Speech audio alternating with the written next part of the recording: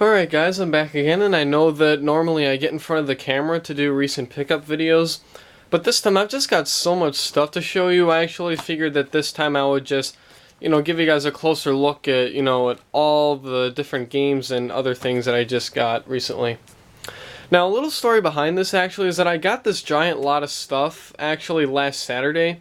I had intentions to make a video when I just got home, but my school week and everything has just been so busy lately that I really haven't had time to actually sit down and make a video. But now that I do, I'm actually going to show you guys all the stuff that I got from that lot. So technically this is a recent pickups video from last Saturday, which is when I got this. But anyways, you guys are probably wondering how I got all these games. Well, there's a reseller in my town that had a video game store, I should say, and I guess it went out of business. He's looking to get rid of all of his inventory, and that means cheap prices on some really good games.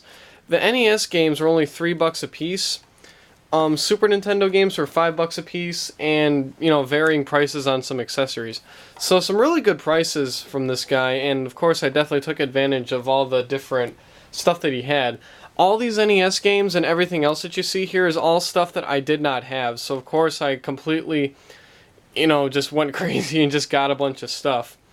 And I'll let you guys know like how much I paid in total for this entire lot towards the end of the video. But let's go ahead and start off with the two Super Nintendo games that I got. These are two incredibly common and incredibly good Super Nintendo games that I didn't have for the longest time, and that is Super Mario World and Super Mario Kart.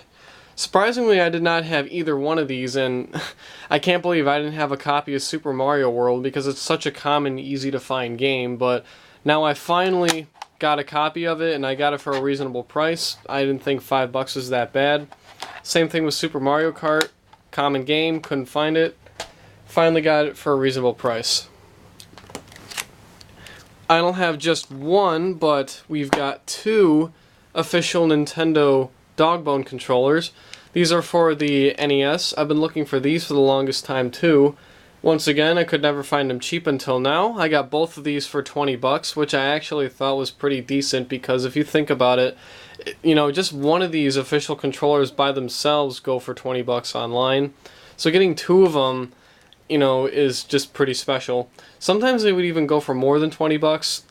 So I have to say that $20 for both of these is a very, very good deal. And the rest, as you guys can see, are NES games, all of which I do not have, and all of which come in the sleeve, which I know really isn't a big deal to a lot of people, but it is to me because I love getting these whenever I can. But anyways, I have a total of 30 here, and I'll just go through one by one and show you them. Alright, so starting off we have The Adventures of Rocky and Bullwinkle.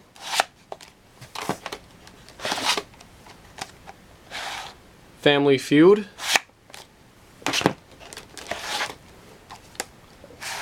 Mad Max. Baseball Stars 2, which is surprisingly hard to find, which I thought I would make a little note of that. Dr. Chaos. Another pretty difficult to find game. The Young Indiana Jones Chronicles. Donkey Kong 3.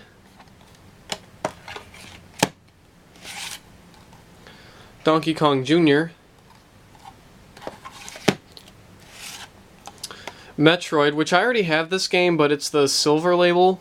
Now I've got the yellow label version, which came out later in the NES's life. Batman Returns.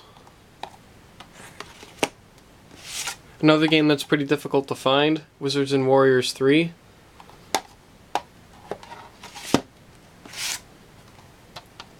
Wolverine. X-Men.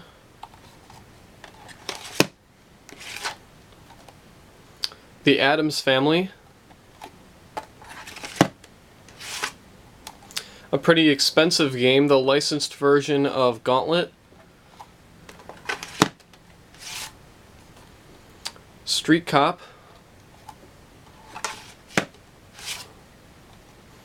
The Adventures of Gilligan's Island, which I guess is also pretty hard to find. We got the last stack here.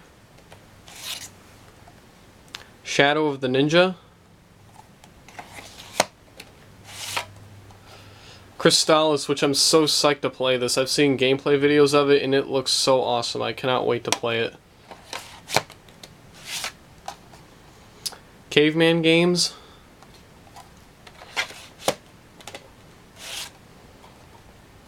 Freedom Force.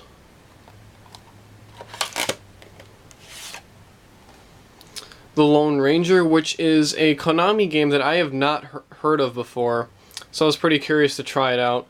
And supposedly it's based off the TV series from like the 1940s or 1950s. I don't know, I read up online that this is based off the TV series, which, you know, I've never seen, but it's a Konami game that I've never heard of, so I thought it sounded kind of interesting. We have Wizardry Knight of Diamonds, and also Wizardry Proving Grounds of the Mad Overlord. It's a long title. But both Wizardry games for the NES.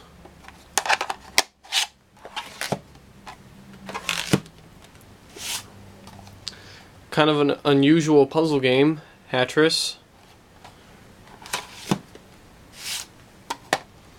Yoshi's Cookie.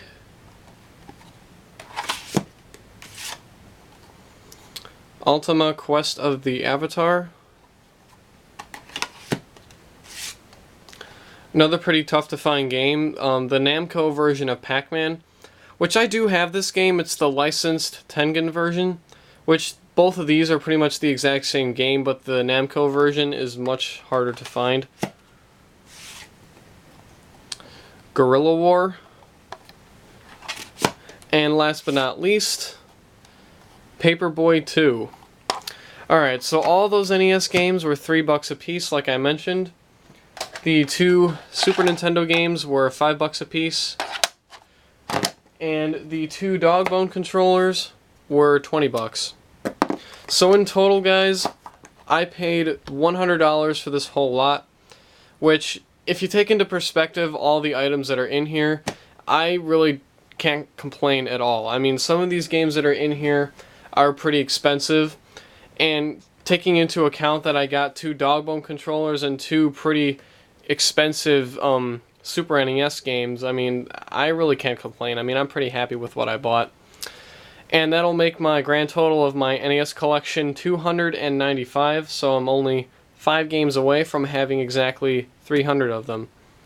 So that's my recent pickups video, guys. I hope you enjoyed, and as always, have a great day.